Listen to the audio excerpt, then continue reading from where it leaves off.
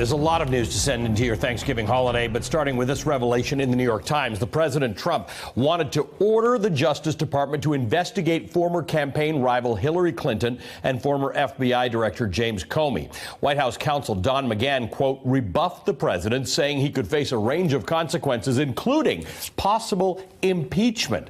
This new reporting lines up with an NBC News report from last winter that the Justice Department made inquiries asking if FBI agents thought a criminal case existed against Clinton. And while then Attorney General Jeff Sessions appears to have dropped the matter, now Acting Attorney General Matt Whitaker has a different view, laying out the legal groundwork for such a prosecution back as early as the summer of 2016. This guy writes everything down that he thinks, by the way. Matt Whitaker either says it on TV or publishes op-eds about what he would do, making it very interesting that he's been selected to be the Acting Attorney General. He also wrote up about a strategy to choke off the special counsel's investigation by starving it of funds. The Mueller team is watching all of this play out. The president's lawyers say that written responses to the special counsel's questions have now been submitted, responses that the president continually insisted that he and he alone authored.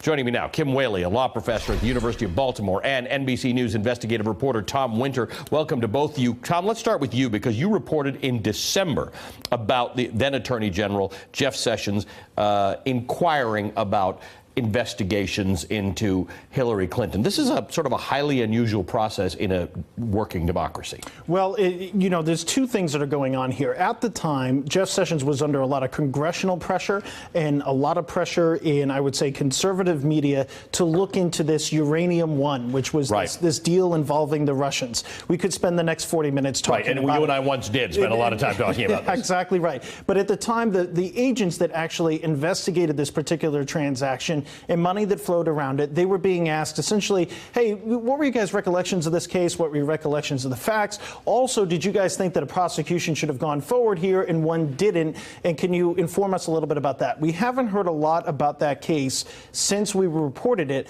It's one thing for an attorney general to ask FBI agents or ask prosecutors for them to go back and say, was there something that we missed here? Was something not done that should have been done? It's another thing to, as the New York Times reported, for the president to ask for somebody specifically to be prosecuted, not just investigated, but for them to be prosecuted. So I think when you look at that, one, the president doesn't have that power or authority.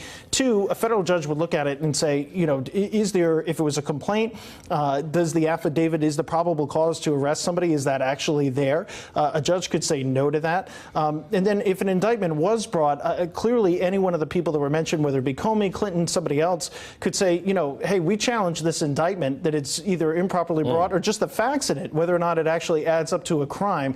So it's not that the president can order somebody to go to jail, but it's still an extraordinary step. And I think where the New York Times advanced it was that Don McGahn, then White House counsel, got involved. And according to their reporting... And sort of suggested to the president, this is not on. Exactly. This is not only not on, but this could have serious repercussions for you, including the I word, impeachment. Right. And Kim Whaley, you're a former federal prosecutor. Don McGahn, we know James Comey writes everything down. Every time he meets somebody, he writes this down. We don't know that about Don McGahn, but Don McGahn thought this important enough to memorialize it. He wrote a memo to the president stating what Tom just said. So he may have told him in person, and then he wrote a memo saying, you can't do this. You cannot ask for a prosecution. You might be able to ask for an investigation, but you will face blowback that could go as far as impeachment if you try to prosecute a political rival. Put this in context. How serious is this?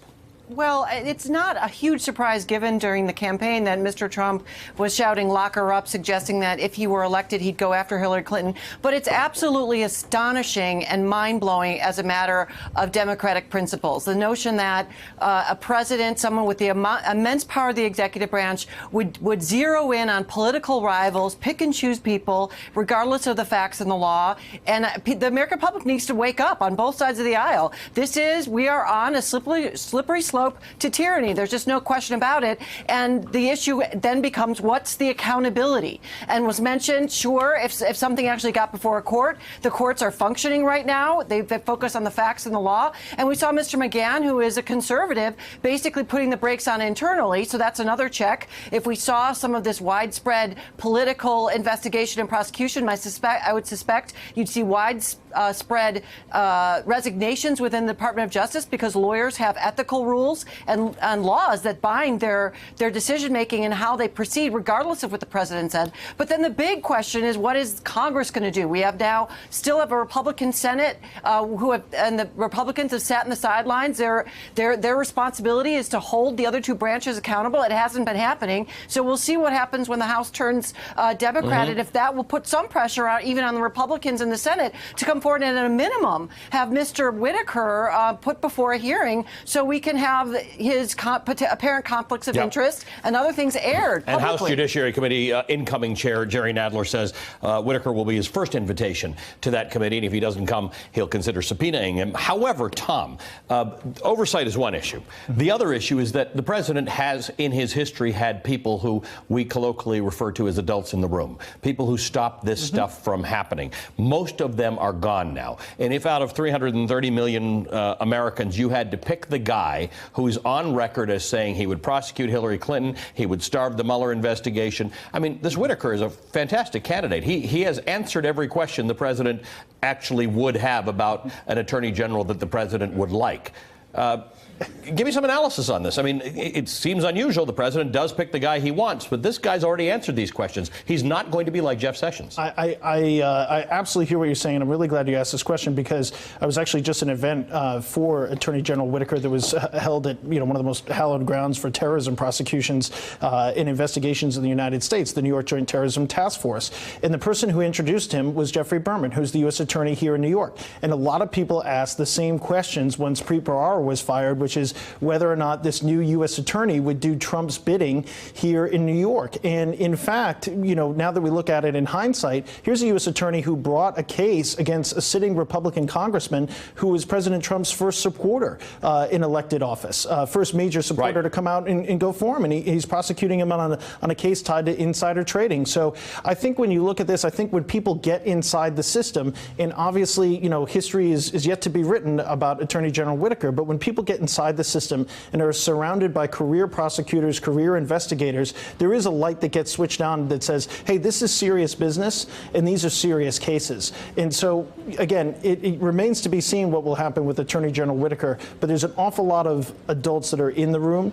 There's a lot of people that have been at the Justice Department for a long time. There's a lot of people that have been inside the Justice Department that know people that have covered the Justice Department for a long time and know how to let people know that, hey, something is going on here that doesn't make sense, or may be totally wrong. And so I think we need to rely on those career professionals, and we need to rely on ourselves, frankly, to be able to do the research, to do the reporting, and to do the work to make sure that the Fourth Estate, that there's a check on any sort of potential abuse of power should that occur. That's an interesting point to discuss. The president has said, his lawyers have said he submitted answers to the Mueller investigation. Bob Mueller knew there was an election. He knows that some of those adults in the room have disappeared, and the president is now probably freer to act on his worst impulses. What is Mueller's next move? Do you think he's protected himself? Do you think he's got a report written? Do you think he's spread the seeds of the information he's got to state prosecutors? Where do you think we stand with this?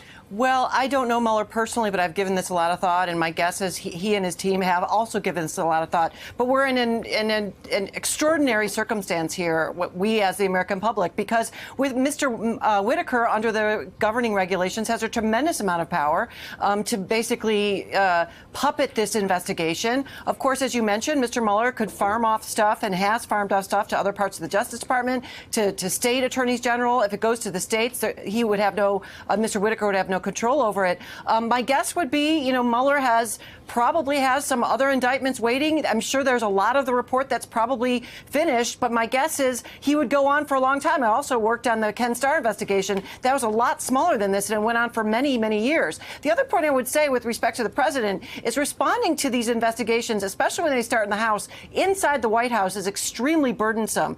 And if they're thinly staffed and they don't have, to use your words, adults in the room, we're going to start seeing some of this bleed out into the public sphere. And that's that kind of pressure, the public pressure, that ultimately needs to be brought to bear on this president, sort of what happened with Richard Nixon. I mean, is there going to be pressure publicly to stop, as I mentioned, this slow slow The drift distinction to at tyranny. the time, though, is that Richard Nixon, because of public pressure, became an albatross around the neck of Republicans. We have a weird situation here where Donald Trump is more popular than some Republican members of Congress, but the analogy makes sense. Hey, MSNBC fans, thanks for checking out our YouTube channel. Subscribe by clicking on that button down there and click on any of the videos here to watch the latest interviews and highlights. You can get more MSNBC for free every day with our newsletters. Just visit msnbc.com/newsletters to sign up now.